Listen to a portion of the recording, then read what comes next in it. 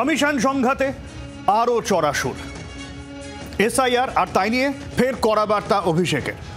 Voter তালিকা সংশোধনের নামে বৈধ ভোটারদের নাম বাদ দেওয়ার চেষ্টা, এবং যদি নাম বাদ দেওয়ার চেষ্টা হয়, এ রাজ্যে যদি এই ঘটনা হয়, তাহলে পথে নামবে সাধারণ মানুষ, এমনটাই দাবি তার। জোর করে কিছু চাপিয়ে দেওয়া যাবে না, ঘনিষ্ঠ মহলে এমনই বার্তা দিয়েছেন অভিষেক, এমনটাই সূত্র মারফত খবর পাওয়া যাচ্ছে।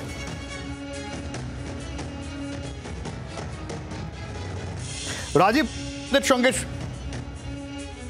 সরাসরি রাজীবের কাছে যাব। ঠিক কি অভিষেক বন্দ্যোপাধ্যায় ঘনিষ্ঠ মহলে জানালেন, এবং জানিয়ে একেবারে তিনি বার্তা দিয়ে দিলেন যে নাম কাটা গেলে যে কথা মমতা বন্দ্যোপাধ্যায় বলেছিলেন, এক ইস্যুর অভিষেক বন্দ্যোপাধ্যায়ের কি ঠিক বলেছেন তিনি? রাজীব, কি খবর পাওয়া যাচ্ছে?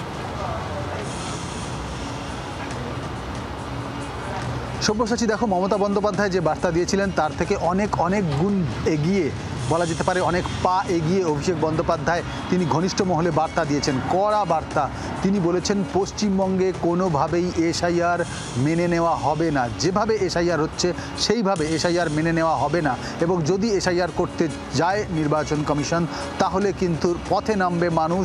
তৃণমূল কংগ্রেস নয়, শুধু সাধারণ মানুষ পথে নামবে, এবং লক্ষ লক্ষ মানুষ পথে নেমে এর বিরোধিতা করবে। কেন বিরোধিতা করবে তিনি এরও ব্যাখ্যা দিয়েছেন।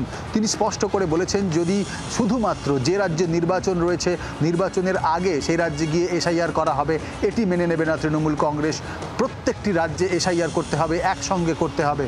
এবং তিনি আরও স্পষ্ট করে বলেছেন, এসআইআর করার অর্থ যে বর্তমান ভোটার তালিকা তাতে ত্রুটি রয়েছে, ভুল রয়েছে, এই কথা যদি প্রথমেই মেনে নিতে হয়, তাহলে পূর্ববর্তী যে মুখ্য নির্বাচন কমিশনার রাজীব কুমার, তার বিরুদ্ধে এফআইআর করে তাকে গ্রেফতার করতে হবে, এবং ভোটার তালিকা ডিজিটাইজড করতে হবে। এখনও পর্যন্ত কেন ভোটার তালিকা ডিজিটাইজড করা হয়নি, এই পদ্ধতিগুলো সবার আগে করতে হবে, তারপরে গিয়ে এসআইআর করতে হবে, এবং এসআইআর তখন করা যেতে পারে। এবং তিনি এর পরেও কিন্তু অভিষেক বন্দ্যোপাধ্যায় ঘনিষ্ঠ মহলে কড়া বার্তা দিয়েছেন। তিনি স্পষ্ট করে বলেছেন, এত কিছুর পরেও যদি জোর জবরদস্তি এসআইআর করতে যায় নির্বাচন কমিশন, তাহলে সবার আগে লোকসভা ভেঙে দিতে হবে।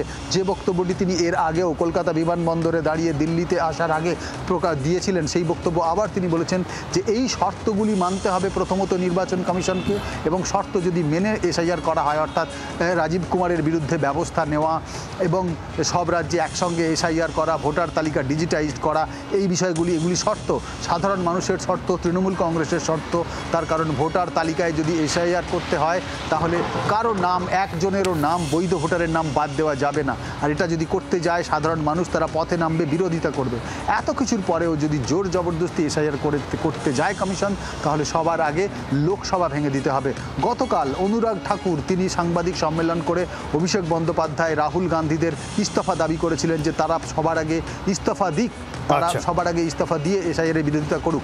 এক্ষেত্রে অভিষেক বন্দ্যোপাধ্যায় তিনি ঘনিষ্ঠ মহলে আজকে আরো কড়া বার্তা দিয়েছেন। অনেক ধন্যবাদ রাজীব। এই জায়গা থেকে আমরা একটু রাজনৈতিক প্রতিক্রিয়া নেওয়ার চেষ্টা করব। রাহুল সিনহা রয়েছেন আমাদের সঙ্গে। রাহুল বাবু, অভিষেক বন্দ্যোপাধ্যায় দাবি করলেন যে রাজীব সিনহাকে তো গ্রেফতার করা উচিত, কারণ ভোটার তালিকায় যদি এই কারচুপি হয়ে থাকে, যদি একজনও বৈধ ভোটারের নাম বাদ যায়, তাহলে বড়সড় আন্দোলনে হুঁশিয়ারি দিচ্ছেন। আর এর আগে তো তিনি বলেইছেন যে লোকসভা ভেঙে দেওয়া হোক। আপনার প্রতিক্রিয়া? সবার আগে তো তৃণমূলের সবকটা নেতাকে গ্রেফতার করা উচিত, কারণ এই বাংলাদেশি মুসলমান অনুপ্রবেশকারীদের, মায়ানমার থেকে আসা রোহিঙ্গা মুসলমান অনুপ্রবেশকারীদের ঢুকিয়ে ভোটার লিস্টকে এই যে কদর্যপূর্ণ অবস্থায় নিয়ে এসছে, সারা দেশে এই যে আপনার বিদেশি এই নাগরিকরা চেয়ে গেছে, এর জন্য তো তৃণমূলের সবকটাকে আগে জেলে ভরা উচিত, যদি জেলের প্রশ্ন আসে।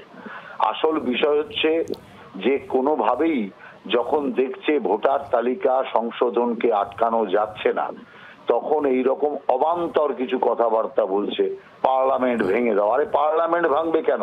পার্লামেন্টের তো ইলেকশন এখন নেই, এখন তো হচ্ছে আপনার বিধানসভার ইলেকশন পশ্চিমবাংলার।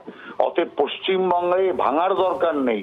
পশ্চিমবাংলায় মমতা ব্যানার্জিকে বলে পদত্যাগটা করিয়ে দিক, করিয়ে দিয়ে এখানে সুষ্ঠুভাবে নির্বাচনটা হতে দিক। অতএব সেই জিনিস করতে দেবে না। আসল বিষয় হচ্ছে এরা বুঝে গেছে যে ভোটার লিস্ট যদি শুদ্ধ হয়ে যায়, ভোটার লিস্ট থেকে ভুয়া ভোটারের নাম বাদ হয়ে যায়, তৃণমূলের নাম ঠিকানাও থাকবে না। সেই কারণের জন্য এখন এই জাতীয় অবান্তর কথাবার্তা বলছে। যাই বলুক আর তাই বলুক, ভোটার তালিকা সংশোধন হবে, এসআইআর হবেই, আর এসআইআর হওয়া মানে তৃণমূলের সর্বনাশ হবে। অনেক ধন্যবাদ রাহুল বাবু। বাংলার আওয়াজ, বাঙালির আবেগ, জি 24 ঘন্টা।